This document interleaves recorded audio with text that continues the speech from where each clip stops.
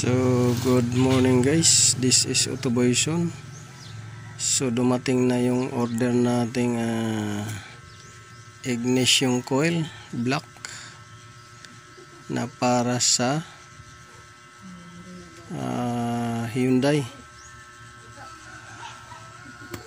ba o Kia Avante.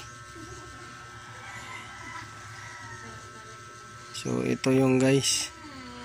So maraming minsan na may misdiagnose tungkol dito dahil sinasabi nila may kuryente daw na lumalabas sa ignition coil, high tension cable. Pero nung chinik natin, yung kuryente na lumabas is kulay puti na. So pagka ganun guys, mahina na yun siya. So ang gumagana na lang yan guys is yung primary. So yung secondary na rectifier ng voltage niya up to 20,000 volts, yun yung sira.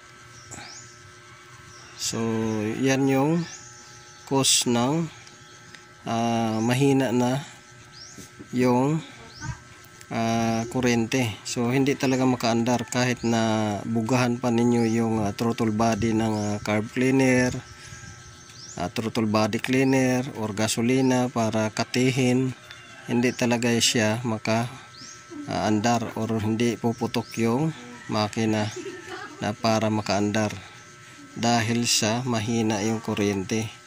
So ngayon kailangan ninyong verify ito, justify, kasi base doon sa pinuntahan natin. So pina-order ko to sa may-ari pero akong nag-order na lang kasi hindi niya alam.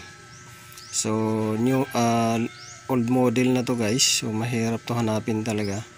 Abroad pa to ang order ko. So kinonfirm ko doon kung may kuryente, kasi ang sabi ng electrician may kuryente daw. Pero pag check ko, may kuryente nga pero mahina talagang kuryente. So hindi makakaandar. So isa rin na titingnan natin is yung crankshaft sensor nila na pinutol yung wire at dinugtong. So titingnan din natin kung may signal. So yun din kasi ang nagbibigay ng signal patungo dito sa ignition coil. So yun lang guys yung masishare ko.